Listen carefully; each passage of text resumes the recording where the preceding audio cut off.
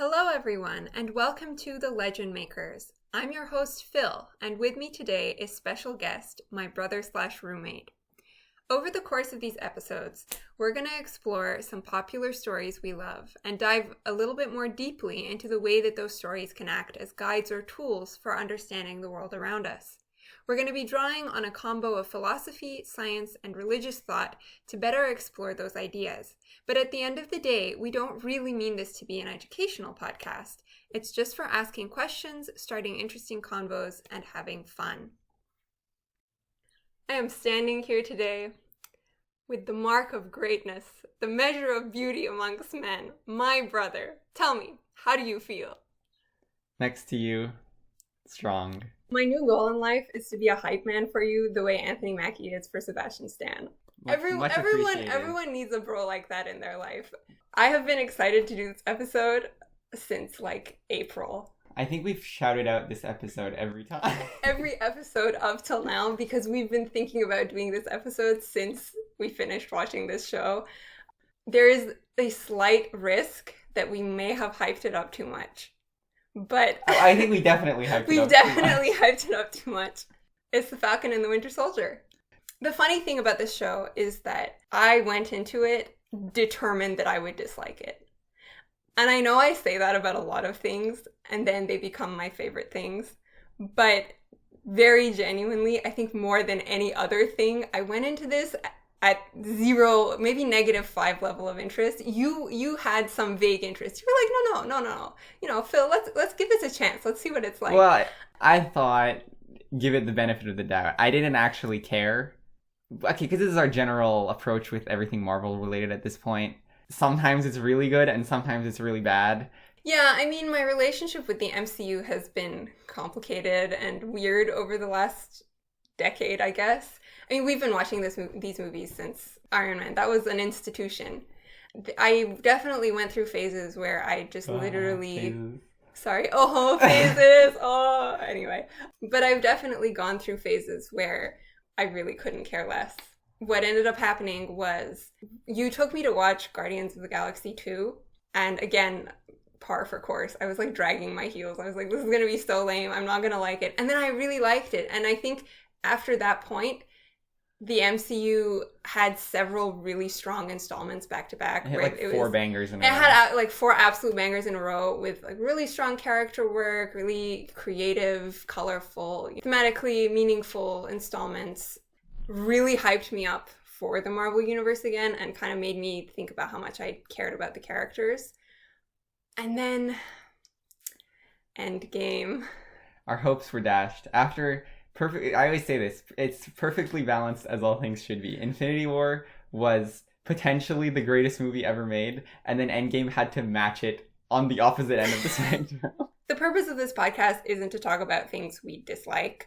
It's important to establish context for this episode by saying that I think that there are very few things in terms of storytelling mistakes in movies that I am incapable of forgiving. Yeah. Even the Star Wars sequels, I'm capable of forgiving some things there because there wasn't a precedent set for you're resolving this really well done, complex thing. They didn't fail to deliver anything they promised on, not necessarily in their press junkets or whatever, but in the movies. They just did what they did with the movies and... The Star Wars movies. Yeah, and it wasn't particularly coherent or interesting. Or even good. But at the end of the day, you can't really point to a particular thing and say, well, they did this, and then they completely... threw that out the window. And I mean, I guess they did do that, but kind of indirectly. It wasn't a very intentional, conscious choice. Well, they did do that, but... what they did doesn't ruin the originals, you know? It doesn't ruin the fantastic original story that was set up. Endgame, and I respect the fact that there are people out there who enjoy this movie.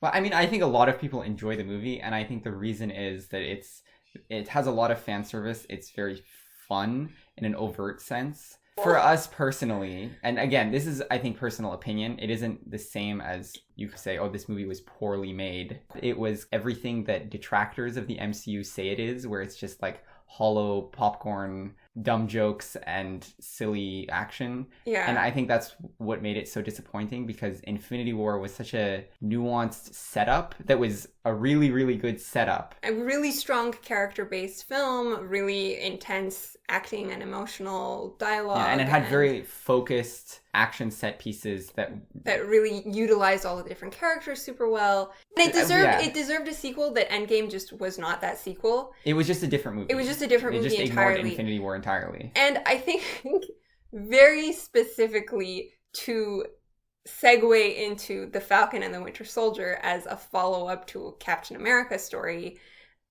what it did with Steve at the end of the movie was just so... It made so many bad decisions on so many levels, not just like logical, does it make sense within the universe level, but also on a character level. It was just very, very poorly executed. The premise of Steve retiring or dying or, being gone, like accidentally landing in an alternate dimension where he gets to live a good life is fine.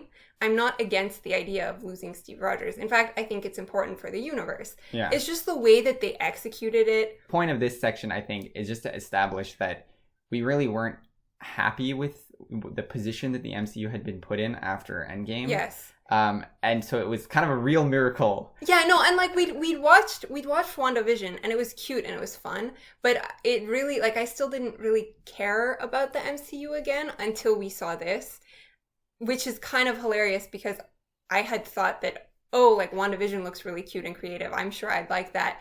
I mean, I think the funniest thing is how overall, out of every MCU character, I think you hated / were the least interested in Bucky. Well, I didn't hate him. I had nothing against him personally. I just like couldn't care less about him. Like, if you were to rank all the characters on a tier list of Phil's interest, it was like probably the Shadow Realm near the bottom. No, that's Doctor Strange. Okay. No, but after Infinity War, Doctor Strange was like bumped a little bit, I think. Like by a margin. Okay. The point is, he's one of the bottom feeders. Yeah, now he's one of my faves. Now he's like number 1 or 2. No, he's not. Okay, come on. Like, no.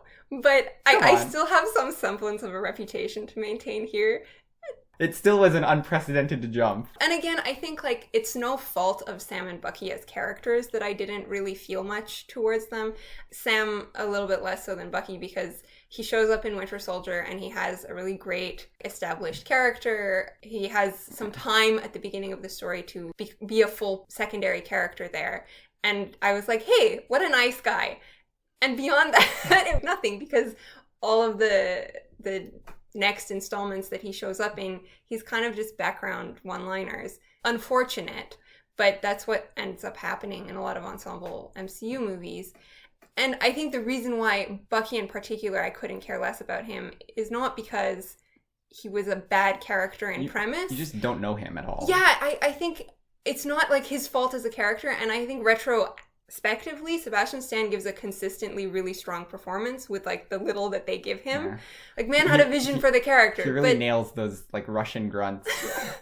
No, like, he does a lot of good face acting. No, I know. Despite the fact that he has very few lines. But the first Avenger, in contrast to Winter Soldier that sets up a very strong character for Sam, the first Avenger doesn't really set up much of a real character for Bucky outside of, Steve's friend, that guy. And then he dies. And then he shows up again, and he's supposed to be like the emotional hinge of this movie. And you really don't know who this guy is. The Winter Soldier is cool in Captain America the Winter Soldier, because pretty much every character in Captain America the Winter Soldier is cool. Well, no, he's cool as the bad guy, right? Yeah, or as like the threat, right? The assassin, right? Right, but not as a character that you feel. What do you always say? The auto-tune screams? His theme music, yeah, the auto-tune screaming. So now, going into Falcon and the Winter Soldier, I was like, these are the two characters that I have been given the least about. Yeah. And personally, also, I've been online for like the last 10 years. Bucky especially had like this huge fan following, and I just couldn't get it. I still don't get it. Honestly, I still kind of don't get it. It was almost a point of pride for me, like a stubbornness. Everyone cares so much, but I don't get it. Yeah. I'm going to continue not caring, almost belligerently. And so, as you said, the fact that this is the show that made me deeply care about the MCU again, or like at least its characters, is nothing short of a miracle. And also, a fantastic work of storytelling. Let's very quickly talk about the show itself. On a personal level, I think we've said this a few times, but our rating of things is always based on what are they trying to do? What do they set out to accomplish? What are the parameters? I mean, it's a TV show. Yeah. It isn't a big budget thing. It's not a big budget film. It's meant to be more intimate. It's meant to be more slow. Yeah. So what it promises, I think it fully delivers. And that's why we would say 10 out of 10. I'm sure there are valid criticisms that people can make of, I don't know, like details or this or that. Or some people may not particularly enjoy the story for some reason. I know that there are people who didn't love the show because they thought it was either uninteresting or boring. We're going to get into why we really liked it because of what it tries to do and how well it executes it. But so for us, it has to do with the reasoning that we give as opposed to it just being a personal thing of like, oh, I thought this was cool. Or So yeah, we mentioned this in the Lord of the Rings episode. I said Aragorn is a character that I want to be when I grow up. Sam Wilson, also a character that I want to be when I grow up. Very basic plot. The show is about Sam Wilson's journey into becoming Captain America. At the end of the movie that shall not be named, Steve bequeaths him the shield. Mm-hmm. And the show starts off with him deciding what to do with it and goes from there. And many things, like there's a plot that is associated with that. But primarily the show is about Sam understanding and coming to terms with how he wants to be Captain America. Or if he wants to be Captain America at all. Sam's official Captain America entrance. Yeah, unmatched, iconic. Like I love the way he like crashes through the window and he stands up and you're like, hey, it's him. Yeah. His costume really grew on me. I didn't expect it to be so over the top. Well, I think you didn't commit to them going full comics outfit. Exactly. And they went full comics outfit, like 1-to-1. From the comics, yeah. And it ended up looking really good somehow. Well, I just didn't expect it. I don't know, because his original Falcon outfit was classic MCU military, like gray-black, mechanical, like vague technology. Yeah. No, I love his costume. And I think on the tails of his Cap entrance at the end and his great look, his speech at the end, at episode 6, probably, top 3 moments in the whole show. Probably the best moment in the whole show. I think that speech is the closest we've gotten to something even comparable to the speech at the end of The Great Dictator in terms of modern media.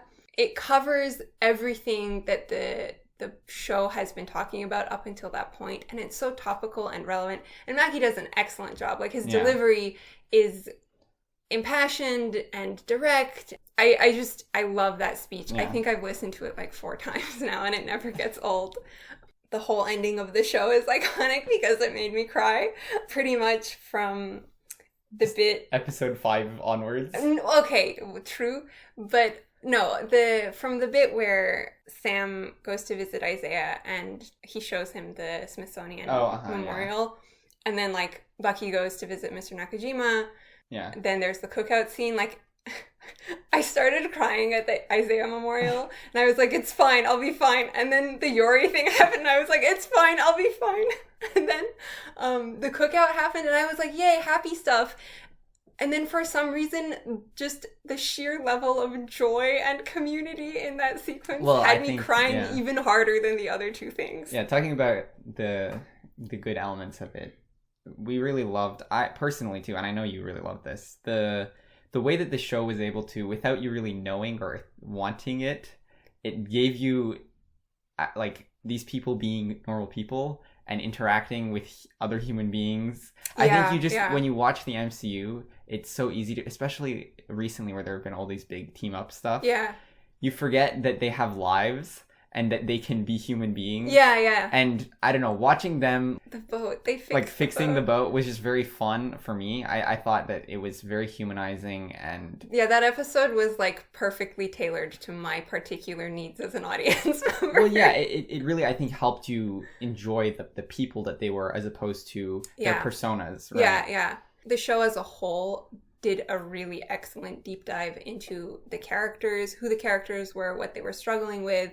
And as you said, it humanized them incredibly well. Actually, something that I wanted to bring up if we're talking about how the show was made, I really enjoyed the directorial style of the show.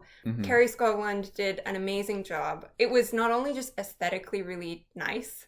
There's something that actually Anthony Mackie says in the behind the scenes of how they made it, and he talks about how there are a lot of, like, Scogland does a lot of very close-up, intimate face shots and general direction that hones in on what the characters are feeling in any given scene. And he talked about how he really appreciated that, and I also really appreciate it, because it manages to balance their, like, superhero badassery with real, genuine vulnerability that is consistent throughout the story.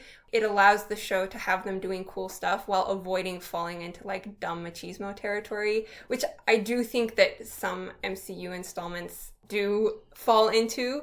It's like Age of Ultron, especially. Age of Ultron, even Endgame had a lot of that, where it's sure. A bunch of guys. We don't talk just about being Endgame. No, like, forget about it. We're gonna get into it again. Move on. But I think that in that vein, the show did a fantastic job at Sam and Bucky's relationship as being something both very human and genuinely very caring from the very beginning. Even when they're most at odds with one another, it's so clear that these are people who care about each other. Again, even though they really don't have a lot of reason to care about each other.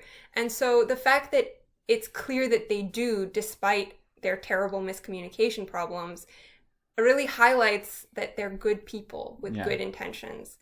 I mean, all of Sam and Bucky's relationship was great. I love how they go through the whole show being like, it's we're not friends. It's fine. Yeah. Like, maybe we are co-workers at best. All of their interactions just scream like, this is my best friend. I'd throw down for him.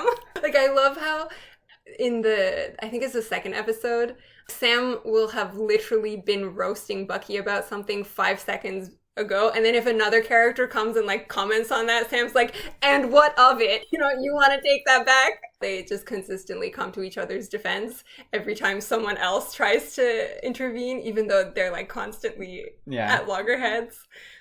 I really love the way that the show, like, represents them on equal footing, where in previous films you often see other characters through camera angling and stuff like that being shorter than Steve as Captain America. But with Sam and Bucky, even though I think technically Sebastian Stan is a bit taller than Anthony Mackie, the camera work is such that in any given shot, one of them is taller than the other, and there's no, like, consistent one taller than the other thing, which is, like, a tiny small detail, but I appreciate its thematic relevance. They're basically like if Sean and Gus from Psych were also Vin Diesel and Paul Walker from Fast and Furious. And, like, we're not racializing here. Both of them are both characters at the same time, and that's why it's so funny. I feel like if you had to pick one, though, I think Sam is more of the Sean in this context, and Bucky is more Gus. A little bit of Butch Cassidy and the Sundance Kid in there as well, which is funny in a very convoluted way because of that one interview where Sebastian Stan says that he got so flustered in Robert Redford's presence that he walked into the fridge. I will say, I know we don't want to perseverate on, like, characters and relationships, but all of the Sarah and the 30 seconds of Sarah and Bucky interaction we had is the most valid thing Marvel will ever do. Zemo, great. Everything Zemo did was iconic. Hilarious. We love Daniel Bruhl. Yeah. The entire sequence, like, okay, every time the Dora Milaje showed up, iconic, amazing. Florence Kasumba breathes, and it's cool. And I love the fight scene in Zemo's apartment with Walker and the Dora, and, like, then Sam and Bucky reluctantly intervene, and Zemo hightails it out of there. Yeah. Memeability, we have the Zemo stuff. It is a masterpiece, James. Yeah. Complete, comprehensive. I'm so mad that didn't become a more ubiquitous meme. It was such an excellent line. Personally, I've always loved Batrock's character from the comics. Oh yeah, he's so funny. And I really like them bringing him back. They got, like, his costume and stuff really well. And all the jokes about him being French were just... Yeah, I love how Sam has this whole spiel about, like, we have to be treating each other as human beings, da-da-da. I can't, be okay with hurting people. And then immediately he bullies a French guy. Low-tier French people jokes. I know. Like, what would they say? French fries or, like, baguettes or something? Well, it was just such a classic, like, dumb superhero quip move that I can't even be mad about it. It was hilarious. I loved the first sequence at the very beginning of the first episode where Sam's going after Batroc and he like flies through. Yeah. That was some great use of the Falcon's power set, where I think previously he just had like 3 signature moves and he'd do them in every he did movie. like the spinny kick and the then like spinny a few kick, other and then like he'd fly down with his Glocks. But I think this was a really creative use of his power set. And then there's the fight scene in episode 6 where he goes after the helicopter is also a really creative use of his powers, where he coaches the lady before. The Red Wings were fun. The Red Wings were fun. Okay, sidebar, I didn't know that in the comics Red Wing was like a literal bird who could speak. Like, that is the funniest thing. We were talking about this a little while ago, that all I want for Captain America 4 is for them to somehow bring in like literal bird Red Wing from the comics, and also Alpine the cat from the comics, who's like Bucky's cat, and for Alpine and Red Wing to get along really well. The VFX were actually quite good. We always talk about how the shield looked really good and Bucky's arm looked really good, which I think were the most important things in the show. Yeah. And of course Sam's wings. Sam's wings looked excellent. Yeah, there are 2 Marvel sound effects that have always been unique and iconic, and those are the reverb on the cap shield and like the way that its physics work, and then also the robot noise that the Winter Soldier arm makes. He does this thing where he like rolls his shoulder and like pulls it down, and it does the sound, and your lizard brain is like, nice. Yeah. And it looks so satisfying, and then every time I come to do it, I almost dislocate my shoulder. It's so true. The one VFX thing that I don't think the budget went into was the Super Soldier the Super Soldier run. I mean, it's funny in every movie. It's just a classic, but I feel like they had the least budget for it this time. So all the Super Soldier effects are okay, but then sometimes there'll be like a shot where it literally looks like he's just kind of like done a Tom Cruise like high arm run, and they've just sped up the footage. Yeah, it's like someone's dragging a person across a screen with a mouse. Yeah. To be very fair though, even in Civil War, where they did the Super Soldier run with like full practical effects, it looked silly. Yeah, like you just can't get around it, man. It just looks unnatural, that's true. In terms of aesthetic, this show had excellent narrative costuming and aesthetic for storytelling across the board. Sam's color palette being like warm earth tones, they were grounded and neutral. Like all of his clothes were in warm greens, browns, kind of like oranges, tans. And then his cap costume was really bright and unique. Like as you mentioned, it really popped. And I liked the fact that Sarah is always wearing colors that pop really brightly, like bright yellow, bright red, purple. And Louisiana as a location was always full of natural color compared to every other location in the show. So I kind of liked how like Sam as a presence, as a person, is really steady and grounded, as is reflected in his clothes. But then his version of Captain America is really bright and colorful, same as like where he comes from. I also really liked Bucky's costuming. I think like the fact that he gradually transitioned into wearing more colors in later episodes. Like he's all black and gray emo look. Went to like he started wearing blues and reds.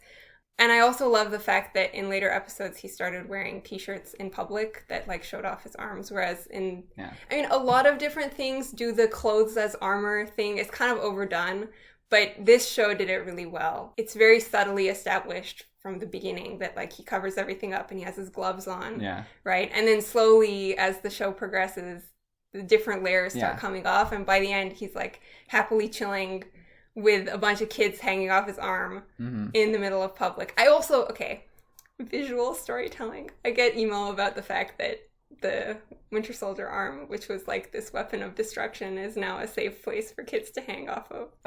It's just such a great piece of visual storytelling. At the end of the show. At the end of the show. Got a really great representation of how far he's come in terms of the trust he has in himself. Oh, the last thing I wanted to talk about in terms of costuming is actually they did a really great job with Walker's cap outfit. It was like dull and off-putting and darker than Steve's. Like it had almost... Well, it's adapted like directly from the comics. It is adapted directly from the comics, but I think it just worked really well that it was a lot darker than Steve's, and without any of the white. Like Sam's Captain America outfit had a lot of white, which traditionally in like the lore of the American flag has represented purity and innocence. So Walker's costume didn't have any of that, whereas Sam's had a lot. Yeah.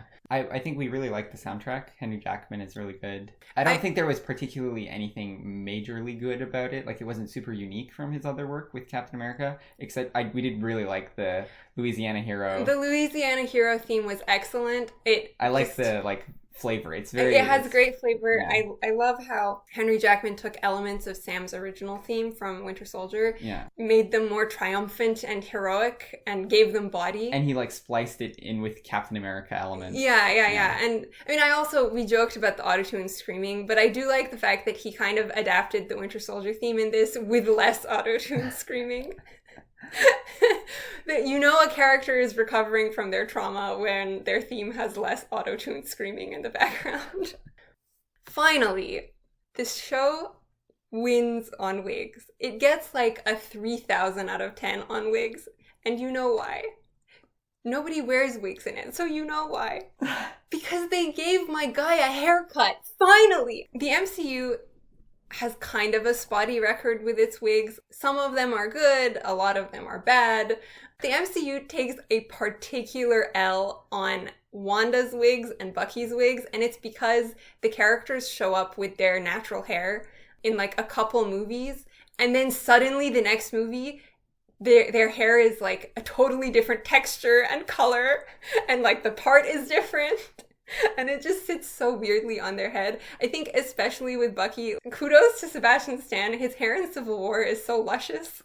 And then like the next movie, it's just so not luscious. And so I'm so glad he got a haircut. Everyone's hair was good, I think. No. I'm trying to think of who had bad hair. I don't think anyone had No bad one hair. had bad hair. Everyone looked really, really good all the time. You know who looked absurdly good all the time? Lamar, Battlestar. Yo, yeah. What's his name? Clay Bennett? Yeah, I didn't know his name. Man looked great in every scene he was in. He looked like he had no bad angles. He looked like he should be on the cover of Men's Health magazine or something. No bad angles. Speaking of good hair, Erin Kellyman, best hair in the world. Every time she was on screen, I had such intense curl envy. That girl's curls are insane. I love them so much. Like the color and the texture. You're doing great. Sarah's hair was also lovely. I loved her micro braids. They were really beautiful. Having talked a little bit about the more fun elements of why we like the show, the number one thing that I think this show represented really well, which we've constantly been mentioning in previous episodes, that there is a social element to how we behave in the world. There's a social context and social systems or institutional systems that are kind of inescapable. And as such, we can't just ignore that they exist and operate on principle alone. There's a responsibility to contribute to society in a, I guess, socially relevant capacity and not just in your own little bubble of like the four people around you. Mm-hmm. And I think one of the question that this show discusses really well is, well, what does it mean? What does it look like to fight for what's right, quote unquote, in a really tangled web of fundamentally corrupt global and social systems that are in many ways outside of an individual's control? I think a small content warning, because we will briefly bring up the racial tensions that have happened in the US over the last several years, not just the last year, as well as the incident of residential school-related genocide in Canada that have been brought to media attention very recently. So if either of those things are topics that we don't go into them in any sort of depth, they are just mentioned, but it's important to say that they will be mentioned in case they're of a source of distress to anybody. Please take care of yourself first and foremost.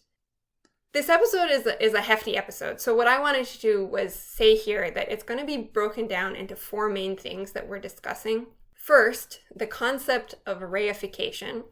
Second, the difference between ideology, axiology, and ontology.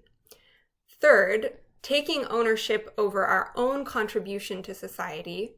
And fourth, the healing power of community or communion in the context of social transformation.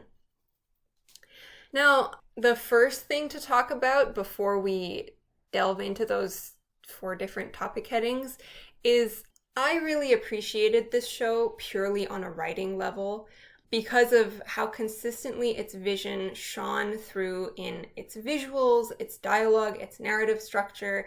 Like every layer of the show was consistent with the thematic vision and the character vision that it was presenting, which made watching it a really enjoyable and cohesive and coherent experience.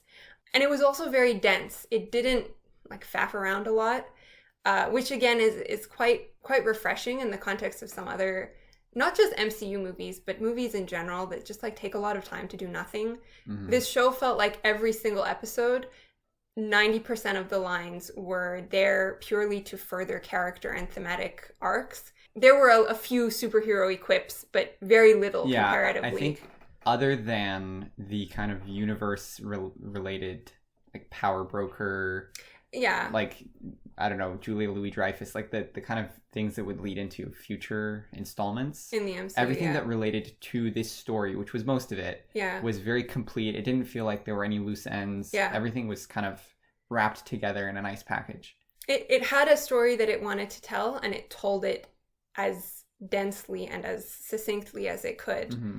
In that vein, the show's narrative takes the same compassionate approach that its main character, Sam, takes. That it does not empathize with its characters by standing in the same messy place as they're standing, but it does humanize them, and it constantly strives to understand the validity of where they're coming from while still holding them accountable by proving them narratively wrong in their position. Mm-hmm. So, and this is something Sam himself does in the show, which is why it's so well done. That well, I think that's the element of the show that surprised me the most. It was a pleasant surprise. What's the show's structure then? It's almost like a wheel with multiple complementary spokes, and Sam is at the center. So you have like 4 super soldier characters, and they're placed, and I think we should precursor this by saying that we assume that whoever's listening is familiar with like the super soldier lore in the MCU and has at least some familiarity with the show, because it would be way too complicated to get into it. Well, yeah, I mean, we have to assume spoilers here. Everyone knows at least the general plot structure of the show, because you have these 4 super soldiers, and they're placed in positions kind of adjacent to Sam. You have Carly, Walker, Isaiah, and Bucky. Each of them represents or embodies at least in my read, represents and embodies a different individual element of Steve Rogers as Captain America. So Walker, in his physical looks, he's like the golden boy white guy. Yeah, and in his like military origins. And in his military origins. Isaiah in his heroism. Again, every scene with Isaiah was very heartbreaking, and Carl Lumbly knocked it out of the park. Man stole the show every time he was on screen. He was so stacked, I was like just in awe. Okay, not just the being stacked. He was also like acting talent stacked. Of course. I just have to say it. That's the first thing my mind goes to. But so that the whole story where Isaiah broke into the facility and saved his brothers in arms. Yeah. That's a direct parallel to Steve going and rescuing the 107th in the first Avenger. Bucky is from the 1940s, so that reflects that element of Steve's character. And Carly, I think, in her defiance of authority and her determination to like go against what the government is telling her to do, which was a big part of Steve's character, I think, that should not be forgotten. All of these characters also represent aspects of Sam's person and experiences. So Sam was in the modern military, same as Walker was. He's lived as a black man in America, as Isaiah has. He understands the helplessness that Carly is fighting against quite intimately in the experiences of his own family and community. And I think with Bucky, on one level, you can say that, like, the most obvious one is, okay, Sam's also experienced with PTSD and he spent time, like, counseling vets and stuff like that. But honestly, what I'd say is more important is that both Sam and Bucky were older brothers, and they were, like, unceremoniously robbed of that role of protecting the people in their care, whether literally or more symbolically. And now they're back, right? Yeah, and of course, they're the two with the personal connection to Steve Rogers. And they're the two with the personal connection with Steve Rogers. But of all of these 4 super soldier characters, Sam is the only person with the correct balance of attributes, experiences, and like most importantly, philosophical position to be the right Captain America, despite the fact, or maybe even because, he does not have a single drop of super soldier serum in him. Mm-hmm. And so over the course of the show, we get to see the contrast between each of the other characters' philosophies and Sam's own. And we slowly come to realize the defining features that make Sam right, where the other characters are at best lost and at worst like horribly wrong in a way that's hurting other people. Mm-hmm. And then you also kind of have characters like Sarah and Zemo who are on not necessarily that wheel, but they are kind of standing at different ends of Sam's like professional and personal lives, who are also giving him their opinions on what he should be doing and what's right versus what's wrong. And he's kind of also having these discussions with them about what it means to be a superhero, what it means to do the right thing, all those kinds of things.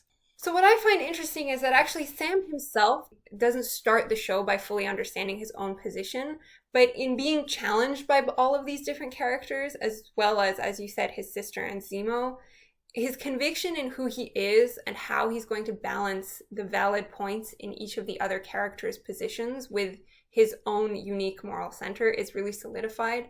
What we want to do here is we're going to bring up these 4 different discussion points that we want to talk about.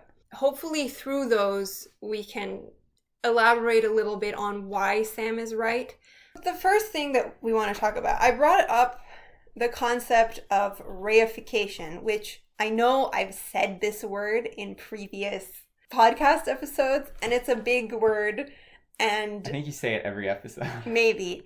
Because, well, it's a common thing that human beings do, because it's part of how we think and we make sense of the world. So what does reification mean? Very literally, it means to consider or represent something abstract as material or concrete, to give definite content and form to a less material concept or idea. And I can link the references from which I'm getting this stuff in the description. But more specifically, Marxians use it to refer to situations in which people see qualities of social relations as being qualities of abstract objects derived from those relations. So they mistakenly think of the object as being real and independent from the social relationships and contexts and thoughts, emotions, values that it is derived from or represents.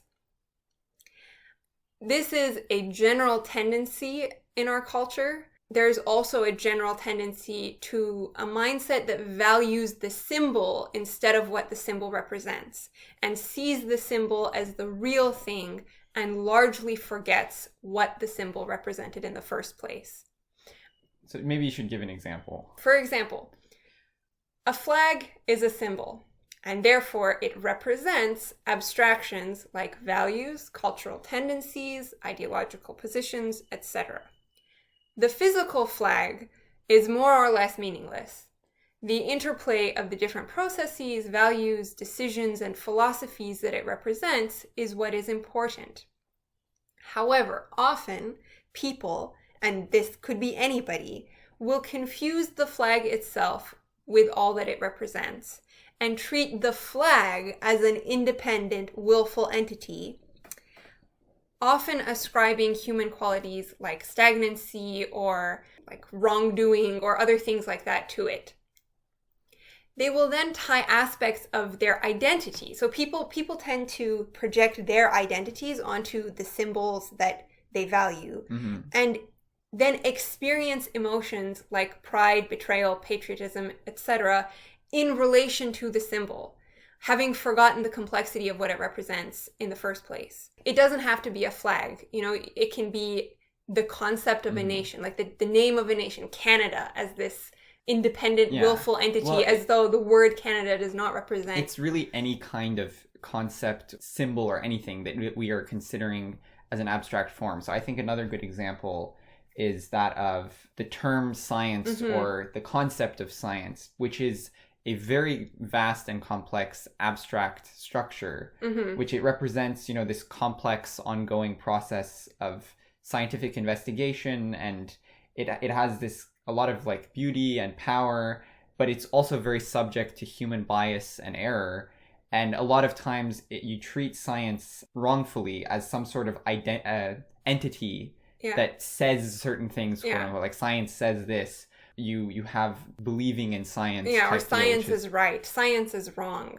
Yeah, however, even if you're on the side of science or against science, like anti-science or pro-science, all of that, I think what it does is it confuses the reality of this multitudinous framework and philosophies and all these procedures and professional positions that individual scientists and their work take. Like it's they really conflict, complicated, messy body. They clash. There's never really a straight answer that you can get with a lot of things. They're complex, especially now with studies. There are complexities involving people who aren't necessarily statisticians doing statistical analyses within the context of like literature or something, and there are so many different intersecting, like funding, where they're getting their funding from. Exactly. But when you oversimplify it into an entity, like science is some sort of person that says things, right? You're using a metaphor of a human being speaking, when in reality the opinions of a single person is not a good reflection of what science really actually is. So that's reification. Now in the show, several characters make that mistake in their feelings regarding the shield. I think the shield, like flag, nation, science, is a symbol. Actually, Bucky is the least complicated example of this kind of reification error in the show. So his own sense of identity, as he himself eventually admits to, is tied to the Captain America shield as a last reminder of Steve, who was his best friend and the only family he had left, and everything Steve believed in. And so when Sam gives the shield up, Bucky ends up questioning everything about himself and his place in the world and everything he knew about others, and freaks out. He loses his identity because that was his identity. Because his identity was tied to a symbol, and what the symbol represented was very transient and very subjective to many different people. Big clown move. Through no fault of his own. The guy's been through a lot. Symbols are abstractions, and our control over what they mean is then a really important theme that the show carries both explicitly and subtly. I think, as Sam says in the very first episode, and this is one of those lines that the first time he said it, I didn't really think about it very hard, but since we've watched the show, and like as I see and hear the way people talk about things in real life, the line keeps coming back up in my head that he says, "Symbols are nothing without the women and men who give them meaning." The reason I bring this up is that I think getting caught up in discourse about our feelings regarding the history of a symbol and whether that symbol has become permanently tarnished or, okay, actually there's nothing wrong with it, is in a way almost the wrong question to ask. And I think that's a question that is constantly being asked these days in public discourse. Well, you see a lot of times, which kind of always puts me off, all these discussions into like the historical lore of a particular symbol and where it came from and what it does in this way or that way, and like, oh well, that's actually the wrong symbol, that didn't mean that, so technically it's fine, or like this, of course it means that because that's what people believe it means. And there's this really murky water where historically something might not mean what people think it means, but is that wrong because since people believe that's what it means, then that's what it means? Because it's so arbitrary. So it just constantly makes the mistake of attributing stagnant meaning or absolute meaning to this thing that is really just a shape. Or an object, or like not even a shape or an object, it's a word, you know? And I don't think any of this is to say that symbols are meaningless. Like we aren't going in a full postmodern version of, well, everything is arbitrary, it's just whatever you decide collectively it does mean.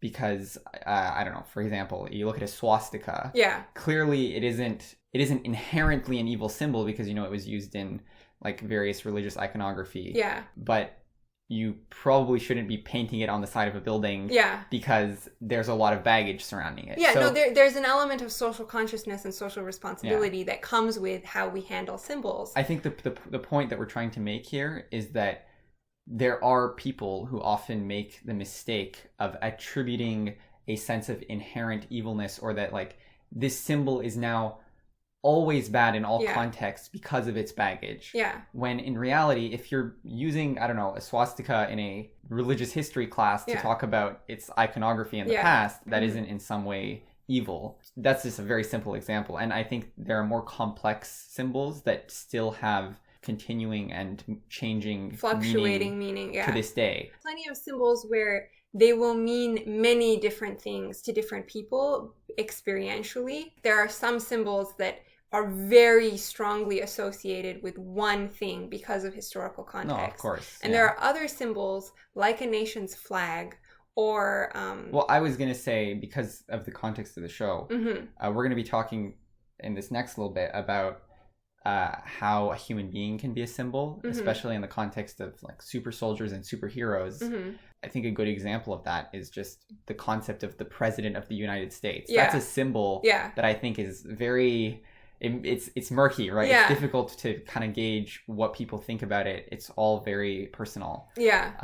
And in the same way, I think the show uses the concept of Captain America Yeah. as a similar kind of symbol that is a living, breathing human being, and it's not always the same human being. Yeah. So what does it really mean? Yeah, yeah. Right? To the point of asking the wrong questions when it comes to the meaning of that symbols have. Brought up the issue of a country's flag, and something that we've seen a lot, I think, on the news is like someone will go around on the street and ask people like, hey, so how do you feel about your country's flag now that, you know, X bad thing that the country did has been discovered? For example, the American or the Canadian flag. Like, this question has been asked in the context of like the horrifying reality of ongoing and increasingly reported like racialized police brutality in the US. I mean, also just like the US's general history of racism and slavery and many, many horrible things. And it's not just the US. I think I want to make this point that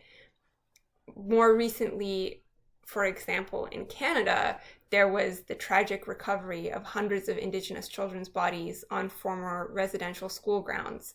Not just once, but like twice. Yeah. And arguably will probably happen again in the future. Many, many countries throughout the world have horrible and sordid histories in which atrocity has been, and is being committed in the name of a reified symbol like a national flag. Or religious groups also are responsible for this. I mean, the church and state intersected in implementing the residential school system.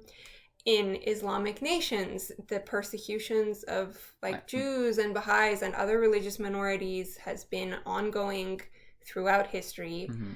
And on the flip side, Muslims in like China or European countries are also regularly persecuted. And I would even add, in many ways, you have both sides of the spectrum in terms of the Marxist or communistic flags and representations, and then you also have the very reified versions of like freedom and democracy and capitalism, which have been used as symbols for some sort of battle, whether it's an economic battle or it's a literal war. Or like a religious battle, like the Crusades was classic.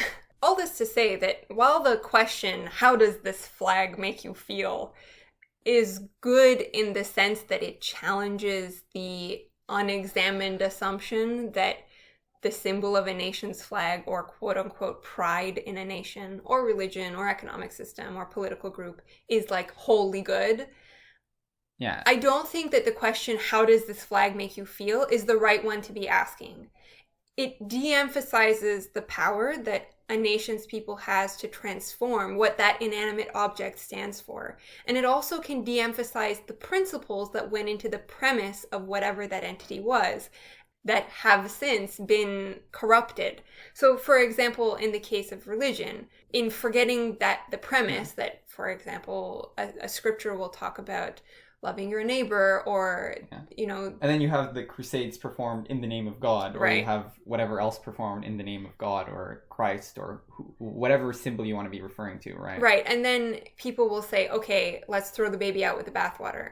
All religion is bad in all forms from the beginning to end. Yeah. Because the symbol has been used to promote bad deeds. Yeah. Actually, this is a good point I think you wanted to bring up. As we mentioned, Yeah. Zemo and Sarah in the show both challenge the very concept of superheroing. And I think in the show...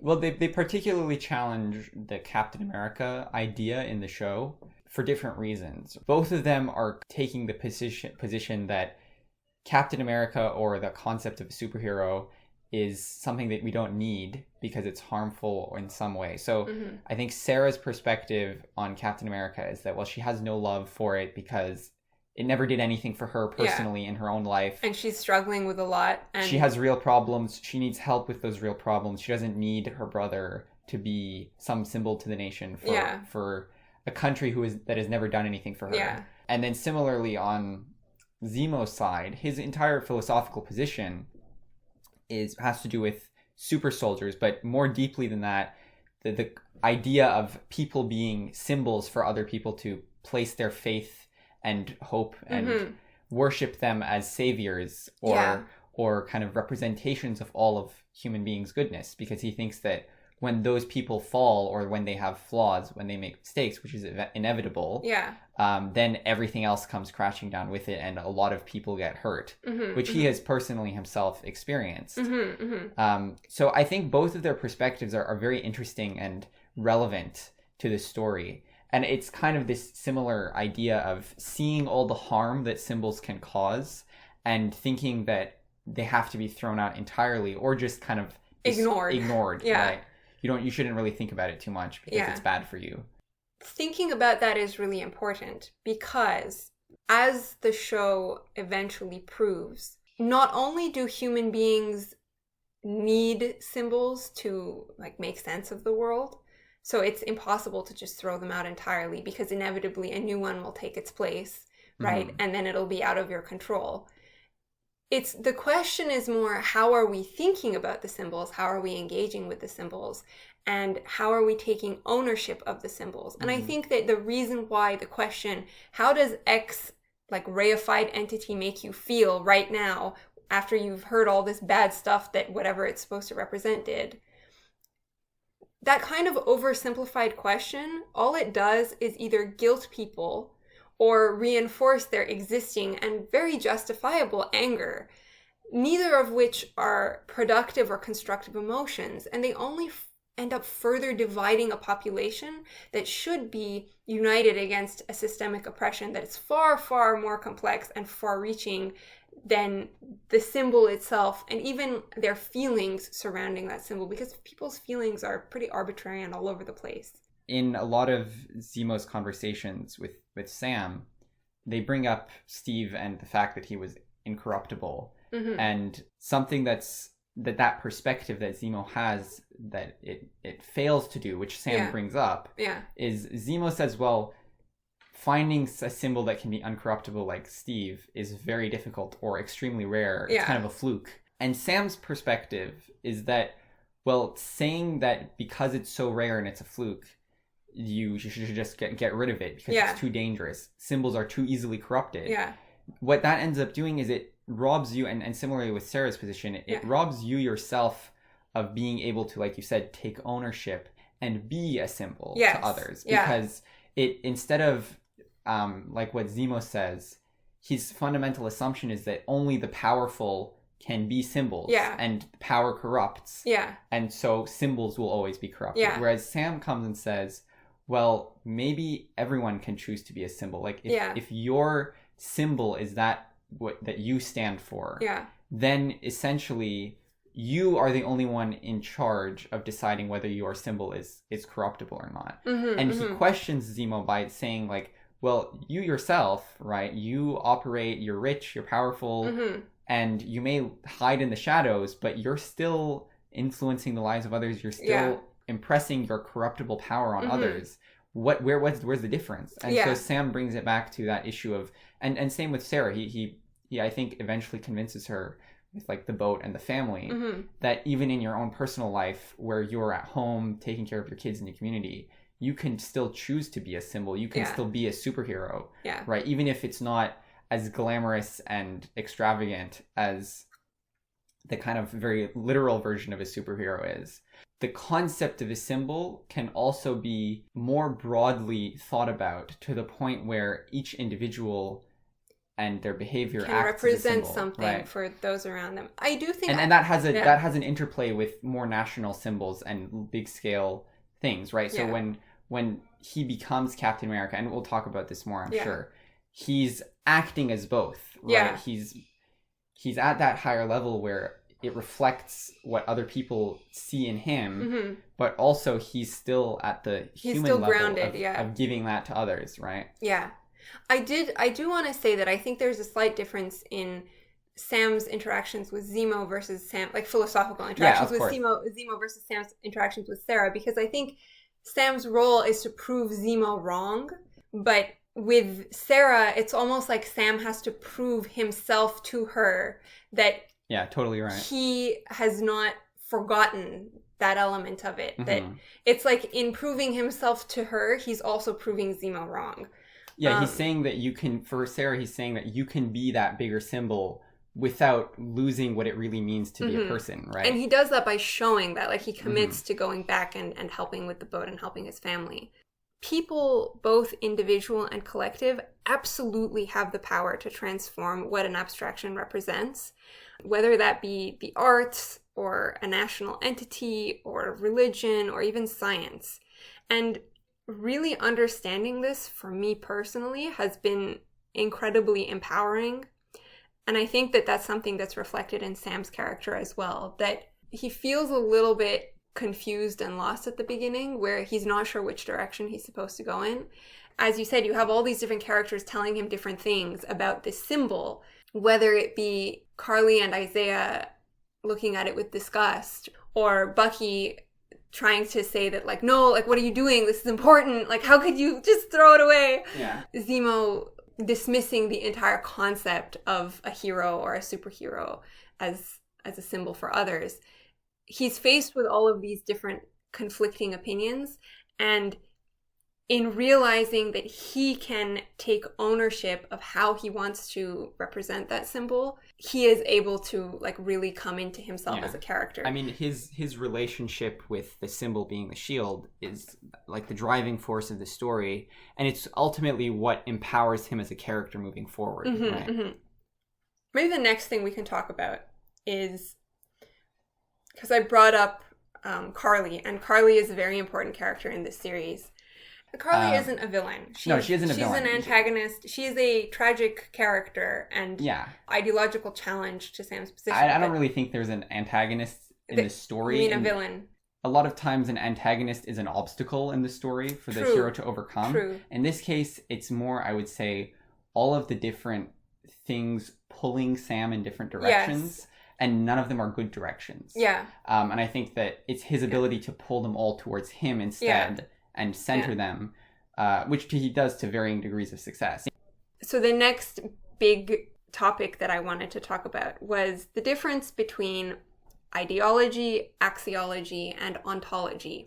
Bear with me. I am going to have a Chidi Anagonye moment here, and we're going to have a mini philosophy lesson. Professor Phil. Because I think that it's important to understand these ideas.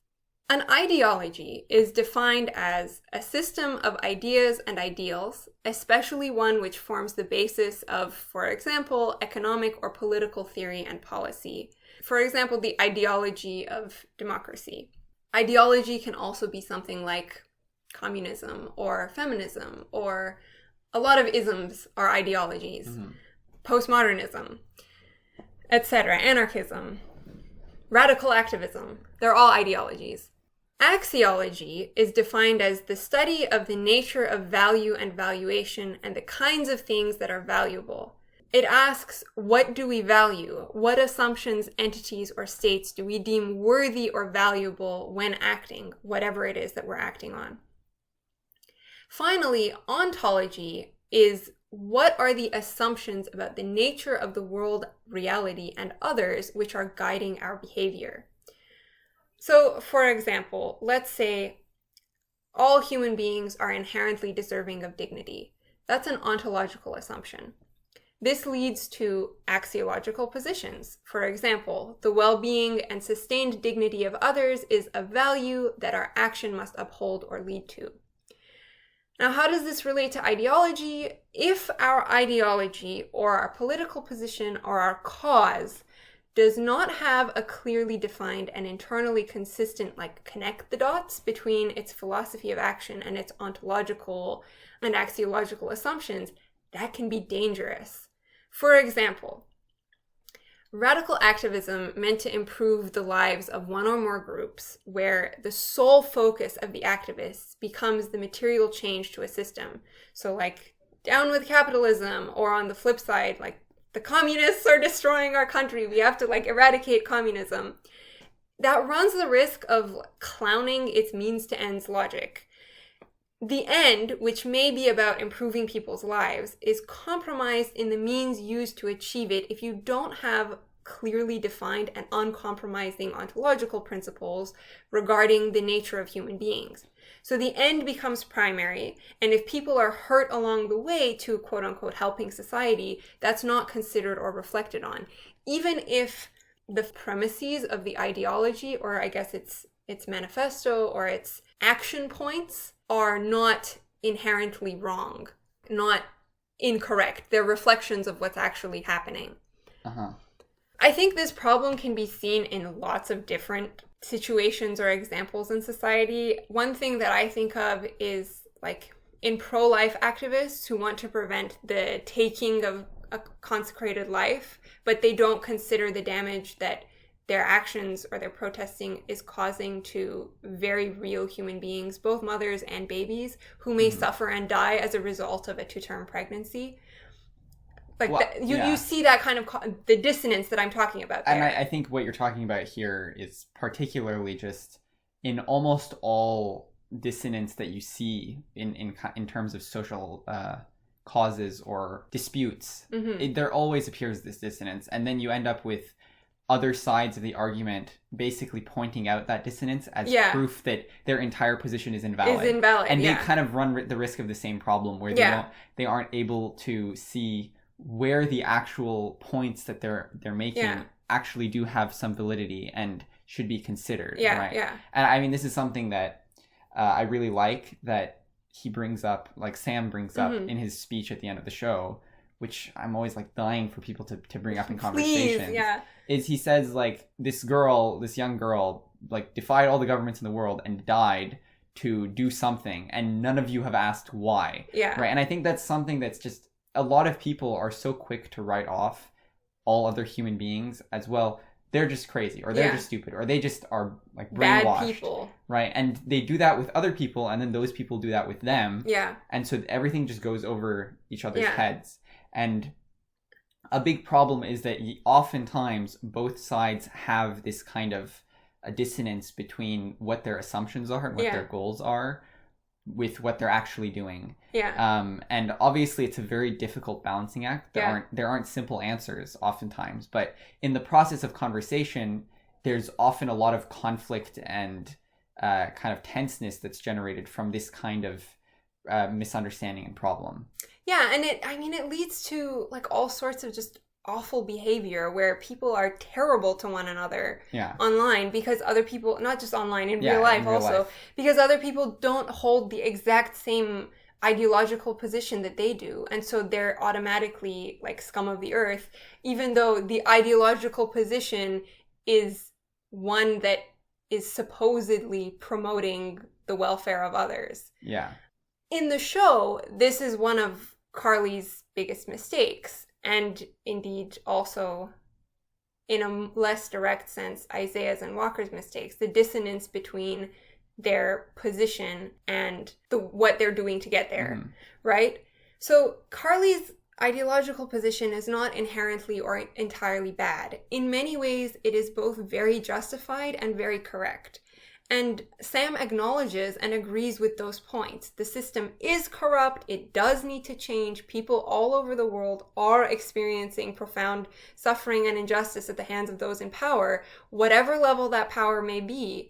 And we as individuals should take responsibility for creating that change and fighting for that justice and a better, more equitable world. And this isn't just in the show. Like, everything I just said is one-to-one to real life. And we should also hold systems accountable for the harm that they're causing.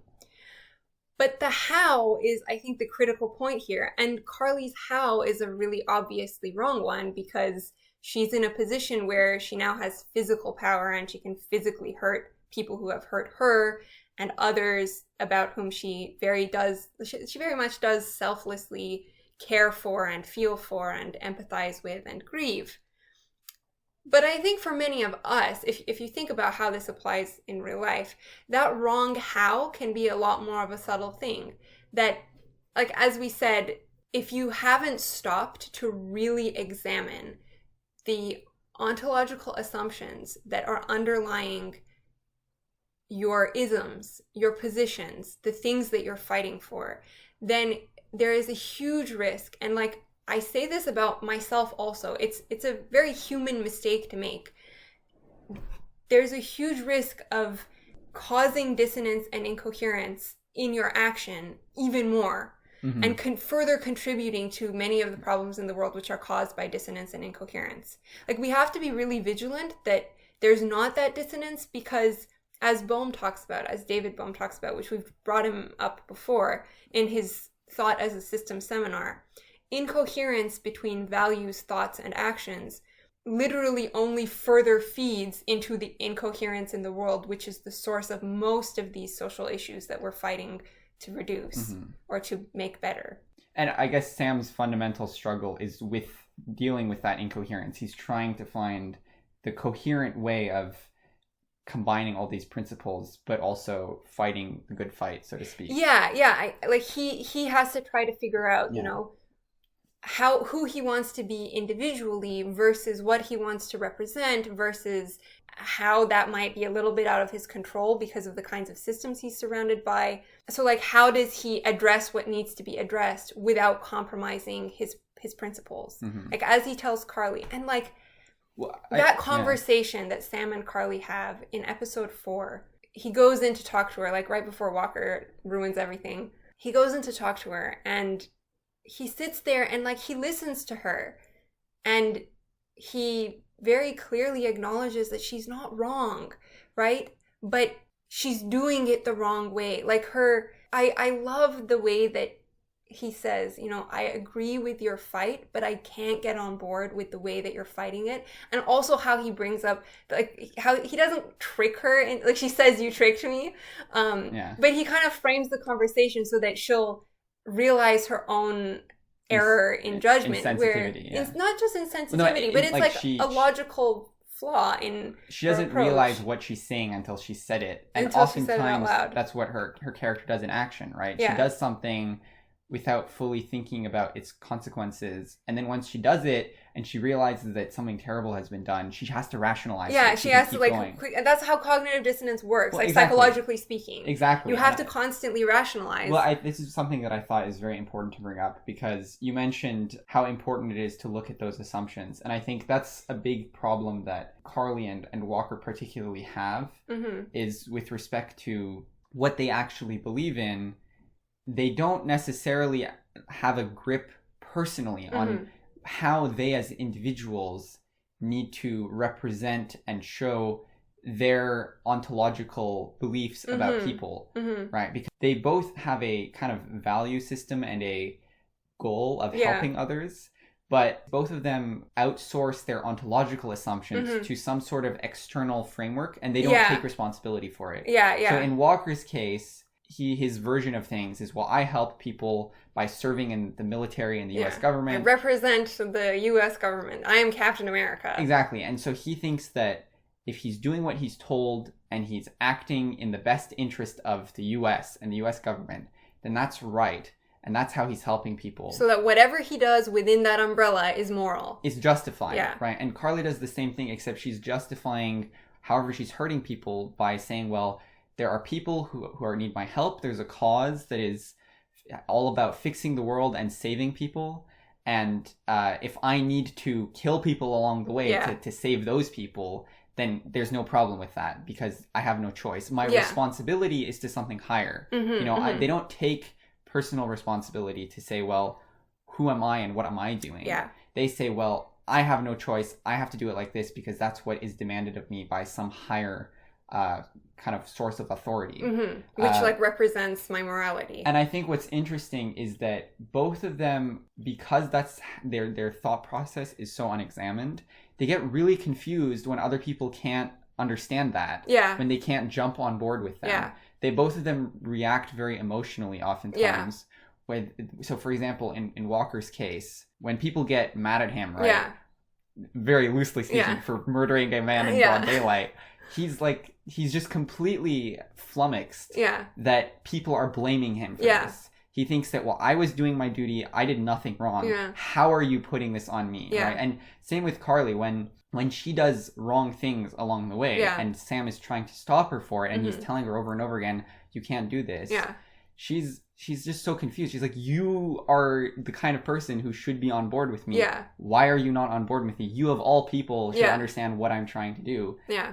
And the reason that they just cannot get it is because they don't have that foundational understanding of what they're even trying to do. This might be a bit of a digression, but I do really want to talk about this. That scene where Sam goes to talk to Carly in episode 4, it's so important to me. No other scene in a superhero movie has ever, for lack of a better word, validated me the way that scene did. Sam Wilson, best man on earth. But also, it's just something I've struggled with so much, especially over the course of the last year, because I think tensions have just escalated and become far more overt and ubiquitous in regardless whatever area of conversation, whether it be with regards to like social, racial issues or like political issues or economic issues or related to the pandemic and vaccines and what have you. People are making these kinds of mistakes and hurting and being completely oblivious to how they're hurting other people along the way. And I see it in my friends, like people who are good people, right? Mm-hmm. They have the best of intentions. I see it in my peers. I see it in, professors at the university, public figures, maybe who have less good intentions. I don't know. But people get so worked up about the end, which is we have to change this right now and we have to be doing these things and I can't believe that other people are not doing these things, and if anybody is not on board with this, like how can they? If you're not with me, you're my enemy, like classic Anakin Skywalker at the end of Revenge of the Sith. It just doesn't register to people that by creating such absolute, never once stopping to examine the assumptions guiding their actions, they never realize how hurtful and harmful their behavior is. Mm-hmm. Not just like to me, right? Well, I think maybe to clarify, it isn't necessarily that it's not understood that people are being hurt or harmed. Oh yeah, no, it's a lot of it is, it doesn't register on a deeper level of not empathy, but understanding, like compassion for others. That it's because human beings, our minds and thought processes are kind of very interesting, where we are both able to have a lot of compassion for anything while also severely limiting our own compassion for other things by rationalizing around it. Yeah. And it's that process which I think with respect to these characters and in real life we're seeing a lot of. It's very easy to dismiss people or create enemies when in reality, if you look at the intention behind all these characters, mm-hmm. they're all looking to help people. They're all looking to be of service in the most general, vague sense. The how along the way and what they're emphasizing is something that needs refinement. Not just refinement, but I mean in between the characters. In an ideal world, there could be a lot of discussion and growth between them because they balance each other out, right? You need to have that kind of balance of perspectives and would that the kinds of philosophical discussions that took place on this show just be able to happen in real life? Well, that's something that I really liked, where you had a character like Zemo, who is clearly a villain, and they would still talk to him about things, even when his opinions were kind of whack, right? it was interesting to see them genuinely engage in a form of conversation about it and actually think about what he's saying. Yeah. Right. And I think that goes in a lot of different directions. I really like that scene with Carly. Maybe not necessarily as personally because I haven't had the same experiences as you. But it was very interesting to see a superhero story where the hero talks to one of the antagonists. Yeah. The fact that he sits down with Carly and talks about her position, not just on his terms, but on her terms. Yeah. He gives her the opportunity to say, well, this is what I'm thinking. Yeah. Right? This is why I'm doing what I'm doing. And this is my reasoning for why it's okay for me to do these things. And then he's like, you skipped over something there.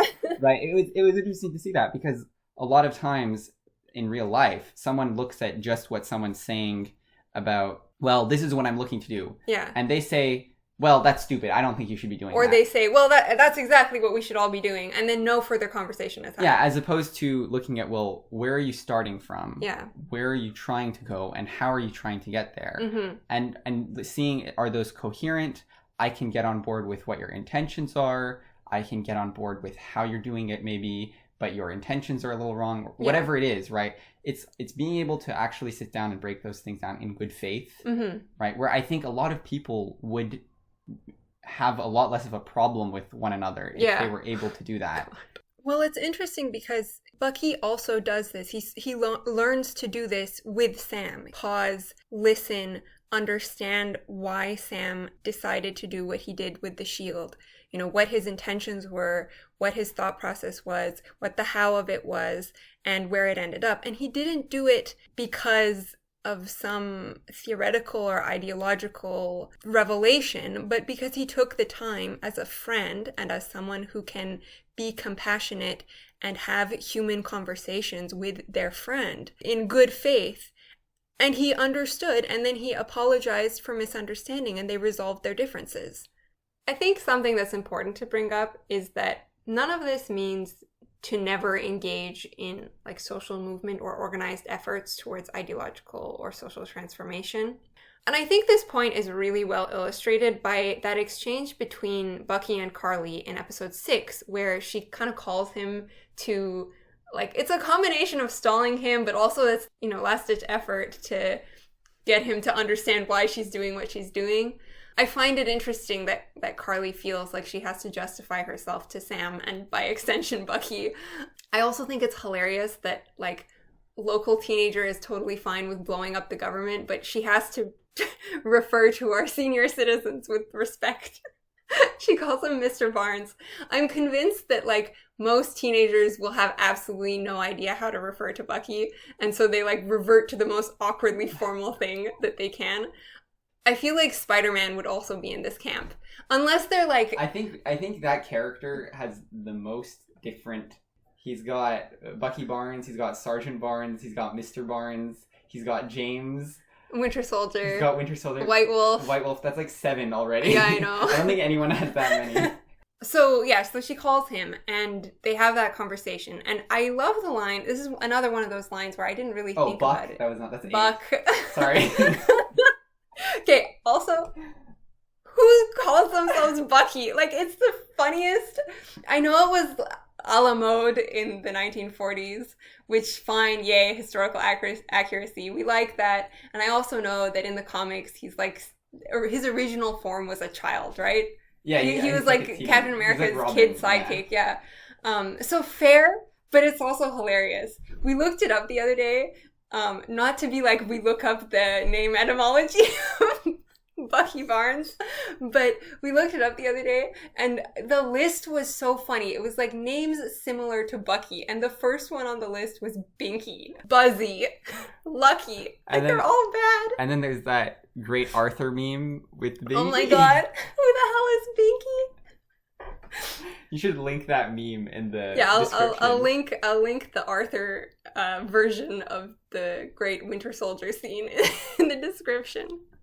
But okay, so this idea of taking ownership over our moral contribution to society is well illustrated by Bucky and Carly's conversation on the phone, where Bucky tells her, because she's like, don't you want to fight for something bigger than yourself with like all the terrible things you've done? Okay, low blow, Carly. But Bucky says, look, I tried fighting for, that's all I've ever tried to do. I tried fighting for something bigger than myself twice, and I failed both times. Bucky is in a very unique position where he's able to look back on a long stretch of like very dense political change in history, between the 1940s and the 2020s. The landscape of the world has changed an insane amount. And also in that time period, politically speaking, like countries were overthrown and established, and there were lots of wars and espionage stuff and a lot of political games that were happening to a scale that had kind of never happened prior to that point. If you think about it from his perspective, it's easy to see how he views his individual role in World War II, as well as his individual role fighting Thanos, as a bit of a failure. The big righteous fight is finished. The world is still full of corruption, full of authoritarian regimes. People are suffering even worse than before. A young guy signs up to go fight Nazis, and he dies, right? And then becomes a Nazi. And then he's kidnapped by the Nazi organization and like forced to contribute to all of the horrible types of things that the people he signed up to go fight were doing, right, for however many years. And then he gets out of it, and he's in this new world, and he realizes, oh, I went to like fight those Nazis, and it really didn't do jack, because after the Nazis, there were these other guys, and then those other guys, and then those other guys, and then like the American government was the Nazis. I mean, not really, in Hydra, but yeah. Thanos happened, and okay, so I fought Thanos, and now you're back in the world, and once again, everyone is displaced, there's terrible suffering, and there's, all these kinds of things. So, obviously, there is relative collective moral position in the course of history. Not a doubt about it. Nobody is saying that the premise, Nazis bad, should stop them, is wrong. Yeah. But on an individual level, hanging your identity on your association with that effort is kind of setting yourself up for failure. And Bucky's a great example of this because a large part of his arc in the show is grounding his identity in a far more localized form of like service to others and moral action, as opposed to previously, okay, he's a soldier in World War II, I'm going to like fight the good fight. And he's part of an institution bigger than himself, and like arguably in the military, like how much, I don't know much about the details of the military, but in the context of the Marvel universe, he's being sent to kill people and to do shady things, and to like, it's traumatizing, and the same thing happens over and over again to him. So he's experienced this failure, but you don't want to eschew all association with operation in the wider world either. That's called isolationism. So being able to engage with that system that's greater than yourself while still maintaining your agency and ownership over your morality can prove really, really difficult, but is a necessary part of life, which is what Sam does in the end. He becomes Captain America on his own terms. He is an autonomous agent. He calls the shots, but he is still working around or against or with existing systems. I think this is narratively really well represented by his new suit being a gift from the Wakandans, whereas before his tech was like it belonged to the US government. Yeah. I really like that line in episode 2 where they're like, yeah, sorry, bro, like technically everything you're wearing is property of the government. And then by the end of it, Sam has nothing to do with the US government. He's not in the military anymore. He's not like working for them in any kind of capacity. He's not beholden to them. The only person that he really has a connection with is Torres, and that's on his own terms. Yeah, he calls the shots, yeah. But that doesn't mean that he's avoiding or ignoring the systems. He's just managing to strike a balance between how much those systems or those institutions that he's working with or around get to control his position, his moral decision making. Sam is not beholden to the institution of America. He represents the ability of all citizens of a nation to stand up and fight to transform the condition of their country. And not just Americans. Like, I think I love this show because it's an international one. The problems they're facing are international problems, inescapably, as we do today, right? Mm-hmm. Nothing that is happening in the world right now is isolated to one country. Even if it feels or looks that way, everything is connected through this very, very dense, complicated web of economic, political stuff and like behind the scenes, da-da-da-da-da. Now, a common complaint I hear about superhero movies is that the heroes reject the direct action, quote unquote, that an antagonist or a villain is taking, but they never do, quote unquote, anything to help the problem in the end. And I fundamentally disagree with that perspective. Hero comes and says, villain, what you're doing is bad. And then people are mad because, but they didn't solve the problem that the villain was being a villain because of, you know? Mm-hmm. I think we talked about reification earlier. Excellent place to bring it up again. We can also reify the concept of action by forgetting that action. So like they didn't act. The hero didn't do anything. They didn't solve the problem. By forgetting that action is a complex interplay between one's thoughts, feelings, experiences, assumptions, and philosophies, you know, rote mechanical acts, sensory stuff, many, many, many other things.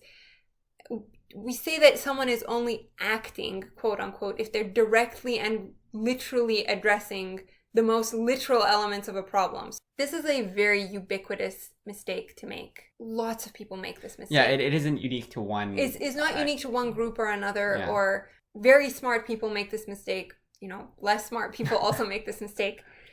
Including us. Including us, yeah.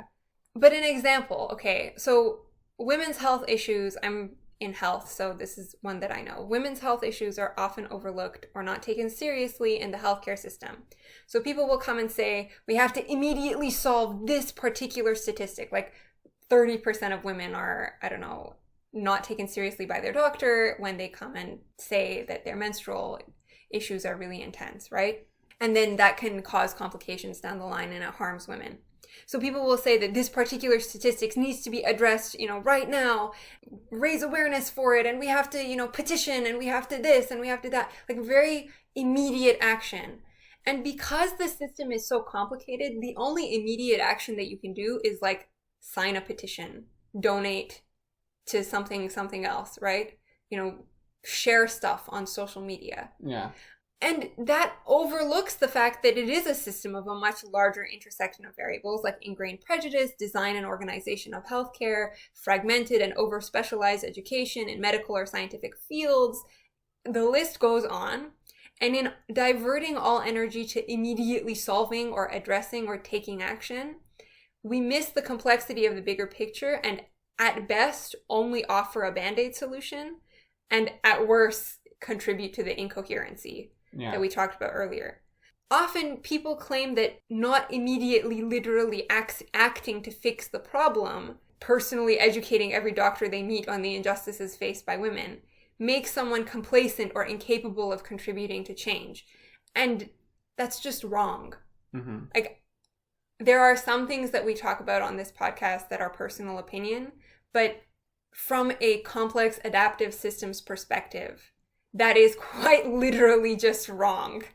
I think, the difficulty here is having a balance between the issue that the systems, because the problem is if you go too general in terms of your understanding of the system, you come to a point where you think, well, the entire world has to be uprooted and reset. Which right? That's not how it works either. And if you go in the other direction of saying, well, we'll fix things problem by problem, it never really goes anywhere. Mm-hmm. So you have to find this medium ground of a dialectic between things in the system, which is a wide, vast network where everything is interconnected. Like we talked about the interconnectedness thing, and it's not just a metaphysical one, it's not just like an emotional one, it's not just an ecological one, it's also economic, political, healthcare, etc. So you take action in a localized context, or you take action in a slightly less localized context in your field, in the work that you do. Mm-hmm. There does not have to be a literal direct solution to the problems that the world is facing. Mm-hmm. I think what I mean is just because someone isn't on the side of the spectrum of let's focus on the things we can see in front of us, that doesn't mean they're on the other complete end of the thing, and vice versa. So I think there's something that is relevant to bring up with respect to this story, which I think is it does a very good job of highlighting this element of it's not as simple as one thing or another, right? Is where Carly's perspective is clearly not wrong, but it also isn't effective. And her reading of Sam as being too passive or kind of not necessarily ignorant, but he does apathetic. He seems to not care by her standards. Right?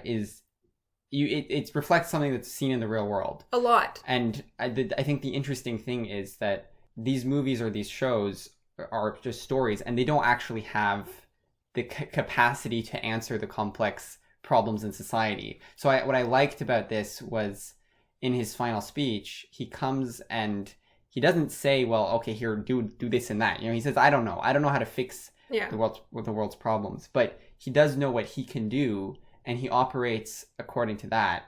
And I think similarly, that aspect of having a certain degree of humility combined with not being compromising. Like, he doesn't let other people off the hook. But he also doesn't claim to understand something or say that, well, I read this one article and it said you should do this, so this is what you should do. This is what we should all do, Right. When I said that from a complex adaptive systems perspective, that's like straight up wrong to think that the only way we can be acting or impacting things is through immediate literal action. As you said, I really love the fact that Sam doesn't have a solution at the end of episode 6, and he's very clear about it, because he literally can't. The world has become so complicated these last 80 years that a solution, even 5 solutions, even 10 solutions is just impossible. The closest I've seen anyone come to solutions to how to fix the true, mess that the world's systems are in right now is people like that guy Daniel Schmachtenberger. I can link some stuff in the description, who come at it with a complex adaptive systems approach and discuss things like localized transformation of small networks of economic exchange, or educational principles within small communities or groups of people, like starts in small pockets and then slowly grow and emanate outwards, designed to take advantage of how feedback loops and systems work. The kind of work that you see someone like Schmachtenberger or other people in development and more of the cutting edge of social progress operating in, is they talk a lot about how you start small, but it's always with the global perspective and vision. Local action, global vision. Because you don't have the power to change the world, but you do have the power to change your own world and then use that as a kind of beacon of light for others to come to. So if you're just, I don't know, helping people nearby and that's all you're thinking of, right, it's not going to go any further. But if you are working on projects or thinking about problems that can help the people around you, and then you can show that, well, this can help people elsewhere too, and you bring those people in and you connect people together, you create networks, all of those kinds of things. That's how the world moves forward and grows. You sort of, in a kind of more technical sense, within any kind of system, when you have a paradigm shift, there is a convergence of integrating and disintegrating forces that, on the one hand, the structures that exist are falling apart and becoming more chaotic. And on the other hand, you have pockets of progress and potential that are arising, and they need to be nurtured and spread so that they catch the displaced people that are falling out of the existing system, so out of the cracks. So if you have a lot of people who the government isn't helping or social programs aren't managing to reach, the best way of helping them isn't necessarily to fix the government always. It's to create your own systems that can help catch them and grow according to the needs of, like, as more people fall through the cracks, the more you can build that. So I think it's a very interesting methodology that has been proven to be effective, historically at least, where you have major changes occurring in systems. I mean, if you look at, I don't know, like the Roman Empire, for example, not necessarily that this is historically good versus bad, but you do have systems growing out of the death of the previous system. So, for example, you had Christianity, which was relatively small, growing out of the death of the Roman Empire and kind of slowly spreading and taking its over in its place, even though Christianity within the Roman Empire was like completely insignificant. Yeah. I think that's a great segue into the question. So what does Sam's action actually look like? And is it true that he's not acting? Or I think you like to bring up the fact that superhero stories are metaphors and parables. They're not prescriptive directives for people to behave a certain way. They're myths. They're the archetypal myths. They've been around since, forever. And so a story that embodies the principled call to action, like how you orient your philosophical position, your ontological assumptions, is automatically far more universally accessible to people and can do far more good and more effectively than something that comes and tells them everybody should be doing this thing that is only really relevant to the temporal parameters of whatever situation we've got going at the time. It can also end up being less organic too, because you have people being prescribed something to do which isn't necessarily coming from within them, when in reality they can have answers to issues that they've experienced through their own growth and development. And an inspiring perspective can sometimes develop more genetic diversity, so to speak, in the kinds of problems and perspectives that are being solved and addressed. One of the things that I wanted to talk about in that vein is that one's internal state and how that influences one's decision making and one's ability to help others, and the dialectic therein was a really great thing that the show brought up. I don't want to perseverate on like individual orientation because we've talked about it a lot more in previous episodes, but there is this fallacy that I hear often where people are like, my anger or my bitterness or my hurt or my trauma, what have you, is justified, versus my anger is what should fuel my decision making. My trauma is what should fuel my decision making. The former is correct. One's experience and feelings can be completely valid. When those feelings bleed into one's action and remove a sense of responsibility and accountability from the individual for how their actions affect others, then it becomes a problem. And I think that the show does a really great job at playing with that, particularly with the character of Carly, but also with characters like Isaiah and Walker and Bucky, pretty much all the characters, right? Carly in particular, her anger, hatred, and bitterness drives most of her external action, increasingly over the course of the show. She has really good intentions, and it also doesn't discount the fact that some of her motivation is genuinely because she cares about other people. There are people that she wants to be helping. There are people she loves. She's empathetic. She's hurting inside because of what she's seen. But increasingly, as the show continues, the feelings motivating her actions are ones of anger and bitterness and hatred, frustration, and you see how those taint the decisions that she makes. Those taint her ability to be compassionate, her ability to understand her actions are doing more harm than they are good. How horrible it is to take a life, right? Same with Walker. His motivating forces are self-centered, not in a superficial selfish way, but he's been traumatized because of his time in the military, right? He's probably never dealt with that properly. He has a need to prove himself. He wants to feel like he's living up to this ideal and what other people are looking to. Yeah, he's angry, he's frustrated when that doesn't happen, and that anger and that frustration continues to fuel his decision-making, again, leading to bad things, even though his original intention was, well, I want to be Captain America, I want to do good in the world. Even a character like Isaiah, and we mentioned how the show takes the same compassionate approach that Sam does, where it comes and understands a character and really empathizes with them without like sitting beside them and saying, you know, I stand with you, you're completely right. It shows how they might be wrong because of how their experiences have hurt them, but it also highlights how their experiences have hurt them and how that's a reality of the situation and how horrible it is. So with a character like Isaiah, he's withdrawn himself from the rest of the world. He wants nothing to do with any of it for very valid reasons. You know, the man has suffered a lot, and he's very bitter and angry and resentful and mistrustful as a result.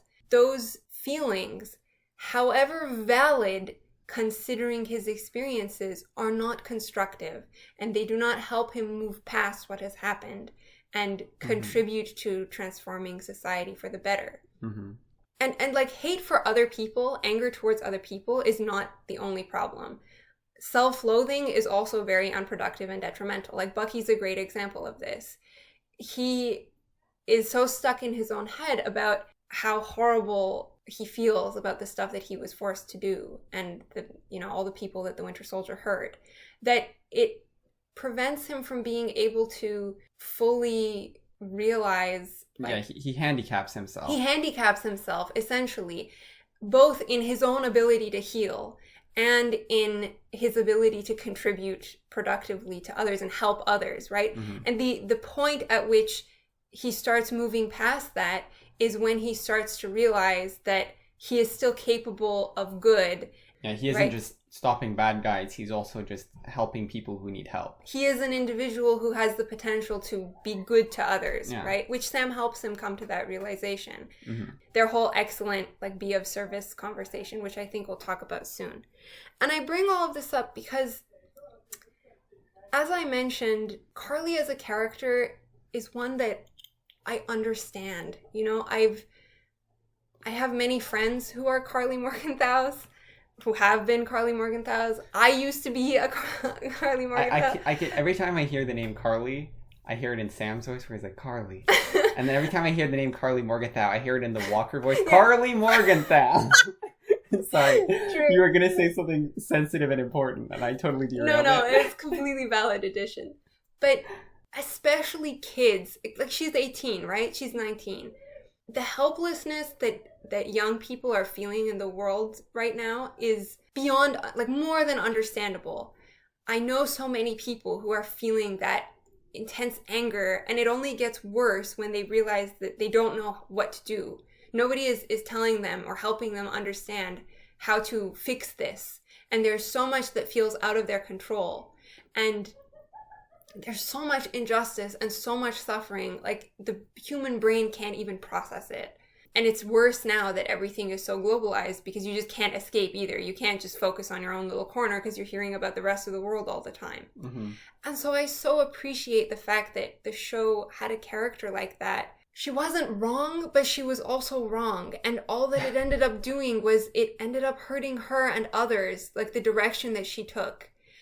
And to have Sam, in contrast to all these other characters, who has a balance of understanding that helplessness, of having made peace with his own identity, like knowing that he's a person who can do good and not having difficulty with that, sticking to certain principles and not letting his poor experiences embitter him, like being of service to others, like he tells Bucky. Again, this goes back to the ownership of morality thing, of being able to achieve that balance, have humility, but still commit to, there's like a technical term in science, you have positive and negative, not like optimistic and pessimistic, but positive action being constructive, something that creates or generates, whereas negative being taking away or removing or stopping.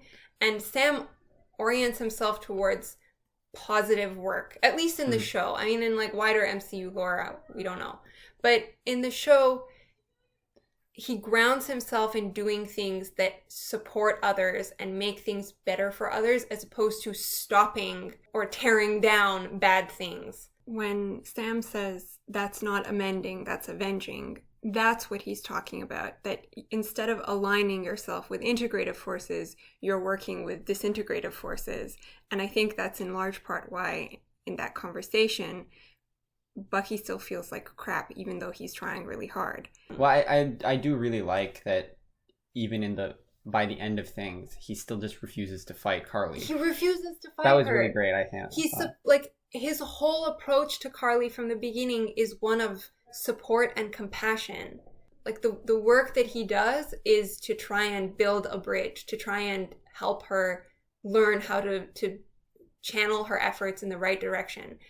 Sam's superpower, arguably, is that he can look at someone and understand exactly what they need in the moment to be the best version of themselves. I think that's a great metaphor. If we're talking a metaphor that a story embodies, to fight for what's right, quote unquote, being building bridges and establishing connection and being compassionate towards others, as opposed to tearing things down, like tearing the bad things down. A fascinating metaphor and a very topical one.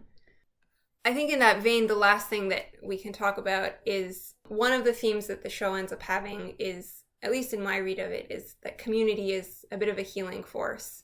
The individual is part of the greater whole, whether it be a local community or a global community, an international community. I think the show presents it as a big step in the right direction, where Sam comes back home in episode 5. God, my favorite episode.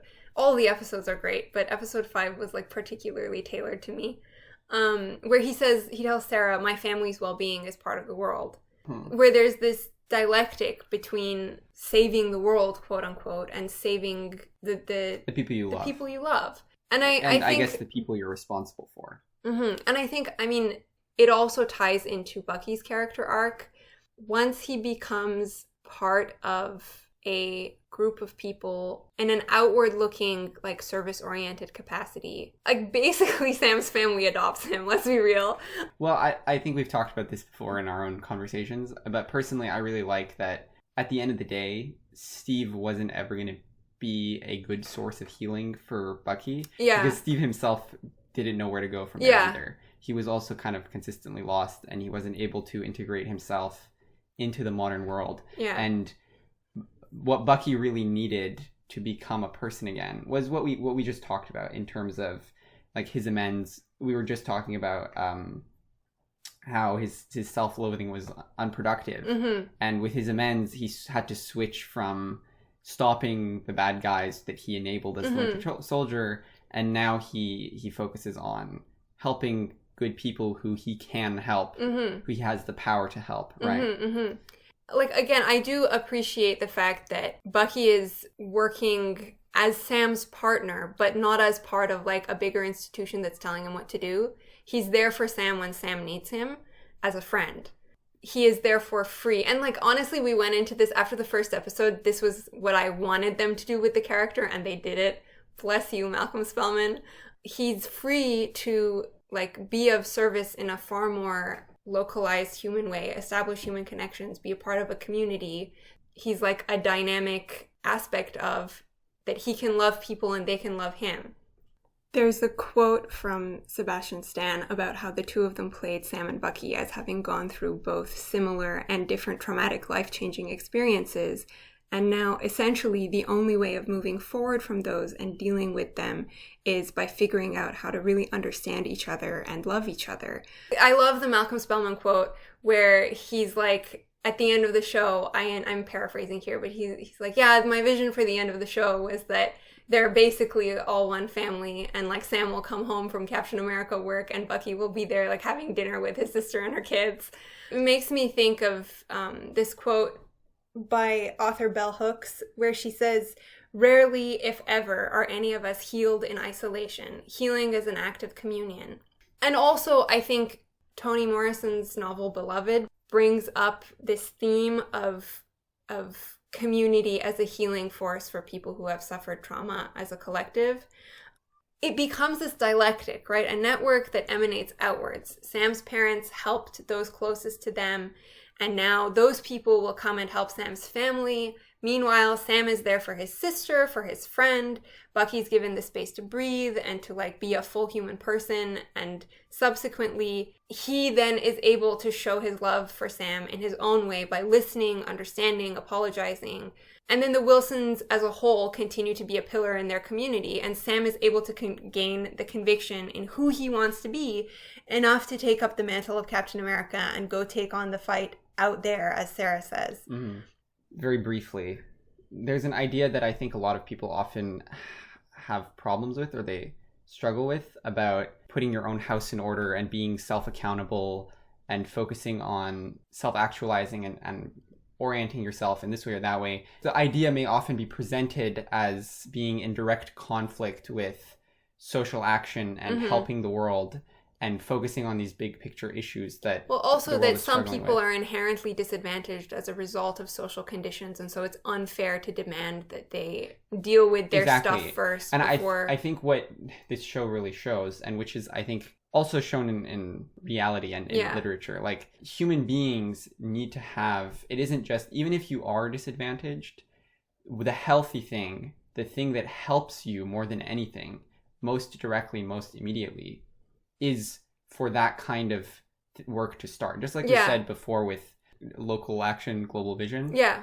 I think the same thing applies to healing communities and helping individuals. It's not that you can't advocate for important global issues, you can't petition the government or whatever.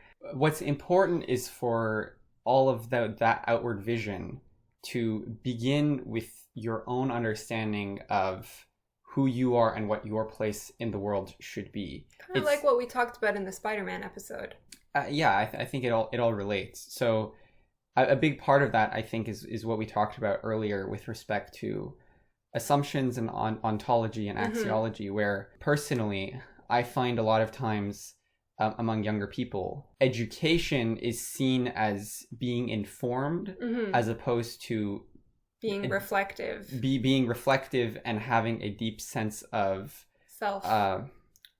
self-regulation in terms of constantly critically thinking about what am I being told, where is it coming from, how am I being biased, all of those kinds of thought processes that stop you from kind of going on autopilot and following either a crowd or being swayed into being fanatical or extremist. That kind of forming of an not necessarily intellectual, but an identity of thoughtfulness and compassion and reflectiveness, humility, all of those kinds of things require practice and education in a very deep sense, as opposed to just being told facts. Yeah. Right.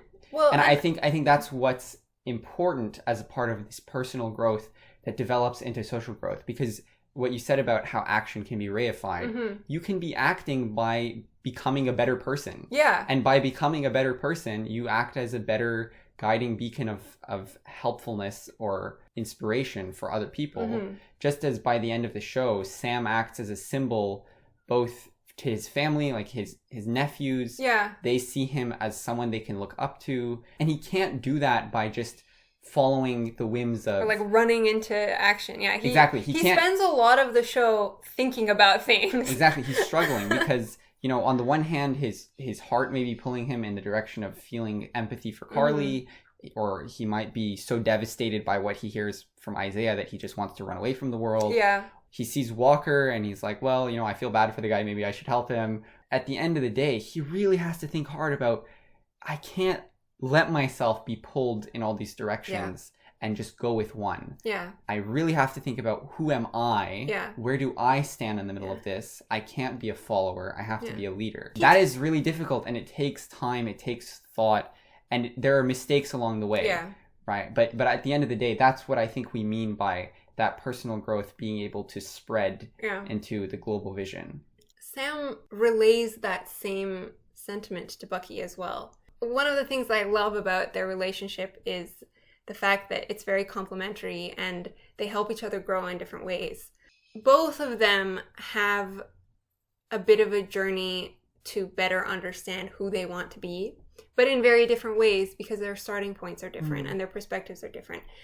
Something to bring up also as we close in terms of their journeys, and I know this is something you wanted to bring up, just like Isaiah and Carly and Walker, they also have not come from super privileged positions. Right? They've also lost a lot. They both suffered a lot. They aren't coming into this whole process of self-realization and journey and finding their place in the world from like a really easy, well, I guess this is me, they have to work a lot to figure it out, and that's something they struggle with throughout the story. And it's interesting that as reflected in real life, Sam's starting place and like his relative capacity and strides forward is very different from Bucky's starting place because of the difference in relative emotional states. That's okay. It doesn't discount the fact that they both make great strides in growth over the course of the show in the same direction. Bucky's is on a far more embryonic level relative to Sam's, but that's okay. That's like, it's still a great move in the right direction, and it's still very evidently good for him and good for the people around him. Yeah. And for where they are in their respective progress, they both have every right to be varying degrees of like bitter or resentful or withdrawn, just like the other characters that appear. But the way that they grow is by helping each other and uplifting each other and looking beyond, looking forward, right? Oh, they're best friends. Well, I think that a good example of people, a story that very much embodies people in a disadvantaged situation having to take ownership of their own actions and their own position in society and contribution to society is actually Victor Hugo's Les Miserables. It's a beautiful story. The particular element that I want to talk about is Jean Valjean as the protagonist, as someone who's been very much wronged by the injustice in the system, imprisoned and hurt, and many things have been done to him, and now he's out and he's full of anger and hate. The whole story is about his ability to transform and to orient himself towards helping others in spite of that place of disadvantage and that anger and that hurt.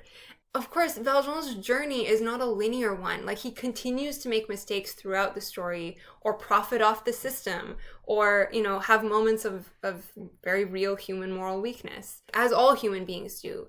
But he fights every step of the way, even when he's reluctant to do that fighting, to be able to live up to the kind of man that at the very beginning of the story, the bishop makes him promise to be.